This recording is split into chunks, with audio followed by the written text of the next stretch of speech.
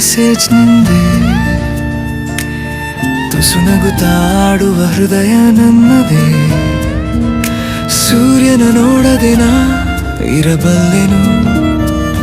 ನಿನ್ನ ಮಾತು ಕೇಳದೆ ನಾ ಇರಲಾರೆನು ಸಾವಿರಾರು ಹಾಡನ್ನು ಕೇಳಿದೆ ನೀನು ನಾನು ಬರೆಯದ ಸಲು ಓದುವೆಯ ನೀನು ದೇವರಿಗೆ ಬಿಡುವೆ ನಿನ್ನ ಜೊತೆಗೆ ಕೊನೆಯವರೆಗೆ ನೋಡಿಕೊಳ್ಳುವೆ ನಿನ್ನ